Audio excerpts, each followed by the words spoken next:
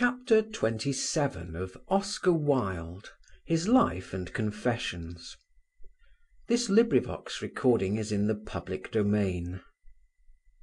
Recording by Martin Geeson. Oscar Wilde, His Life and Confessions, by Frank Harris. Chapter 27. A Last Word. It was the inhumanity of the prison doctor and the English prison system that killed Oscar Wilde. The sore place in his ear, caused by the fall when he fainted that Sunday morning in Wandsworth Prison Chapel, formed into an abscess and was the final cause of his death. The operation Ross speaks of in his letter was the excision of this tumour. The imprisonment and starvation, and above all the cruelty of his jailers, had done their work. The local malady was inflamed, as I have already said, by a more general and more terrible disease. The doctors attributed the red flush Oscar complained of on his chest and back, which he declared was due to eating mussels, to another and graver cause. They warned him at once to stop drinking and smoking, and to live with the greatest abstemiousness, for they recognized in him the tertiary symptoms of that dreadful disease which the brainless prudery in England allows to decimate the flower of English manhood unchecked. Oscar took no heed of their advice. He had little to live for. The pleasures of eating and drinking in good company were almost the only pleasures left to him. Why should he deny himself the immediate enjoyment for a very vague and questionable future benefit? He never believed in any form of asceticism or self-denial, and towards the end, feeling that life had nothing more to offer him, the pagan spirit in him refused to prolong an existence that was no longer joyous. "I have lived," he would have said, with profound truth. Much has been made of the fact that Oscar was buried in an out-of-the-way cemetery at Bagneux under depressing circumstances. It rained the day of the funeral, it appears, and a cold wind blew. The way was muddy and long, and only half a dozen friends accompanied the coffin to its resting place. But after all, such accidents, depressing as they are at the moment, are unimportant.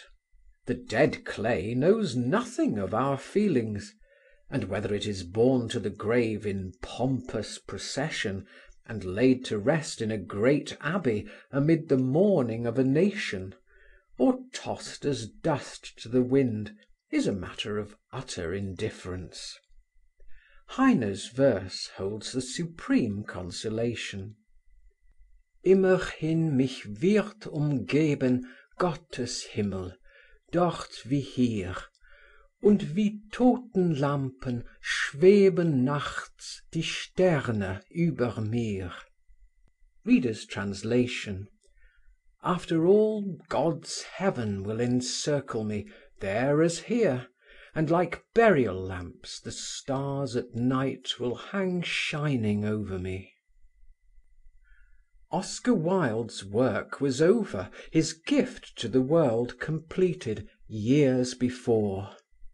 Even the friends who loved him and delighted in the charm of his talk, in his light-hearted gaiety and humour, would scarcely have kept him longer in the pillory, exposed to the loathing and contempt of this all-hating world. The good he did lives after him and is immortal. The evil is buried in his grave. Who would deny today that he was a quickening and liberating influence? If his life was given overmuch to self-indulgence, it must be remembered that his writings and conversation were singularly kindly, singularly amiable, singularly pure. No harsh or coarse or bitter word ever passed those eloquent, laughing lips. If he served beauty in her myriad forms, he only showed in his works the beauty that was amiable and of good report. If only half a dozen men mourned for him, their sorrow was unaffected and intense, and perhaps the greatest of men have not found in their lifetime even half a dozen devoted admirers and lovers.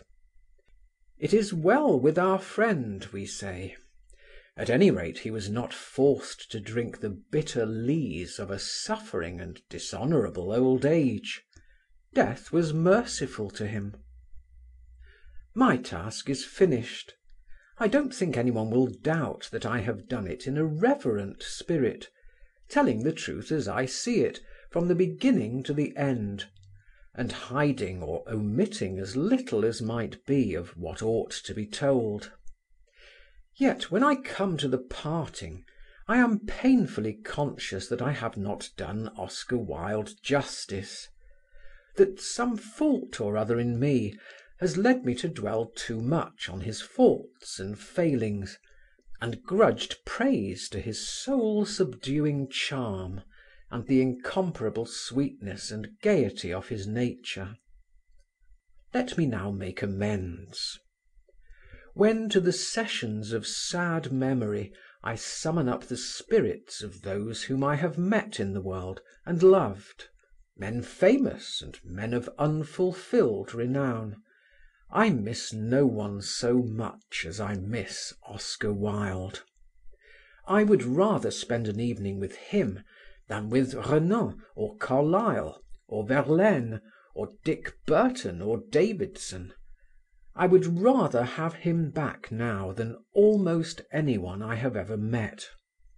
I have known more heroic souls and some deeper souls, souls much more keenly alive to ideas of duty and generosity.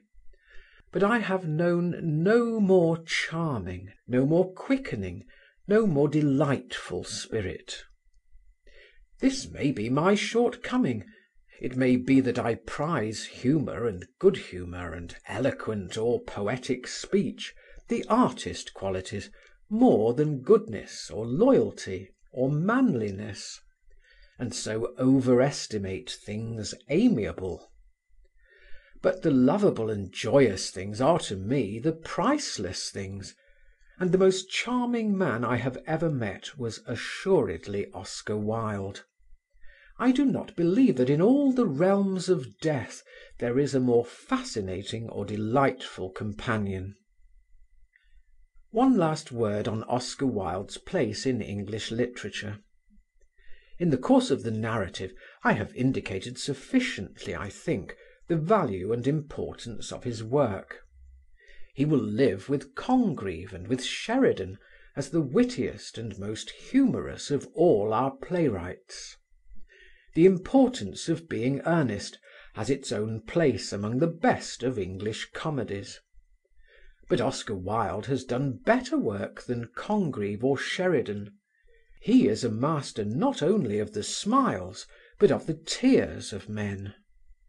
The Ballad of Reading Gaol is the best ballad in English. It is more. It is the noblest utterance that has yet reached us from a modern prison.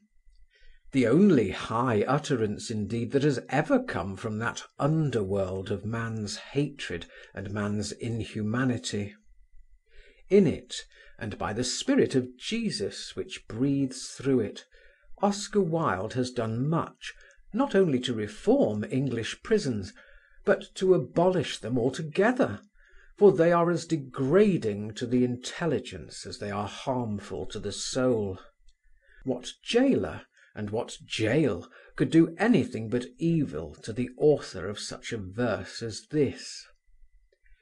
This too I know, and wise it were if each could know the same, that every prison that men build is built with bricks of shame, and bound with bars,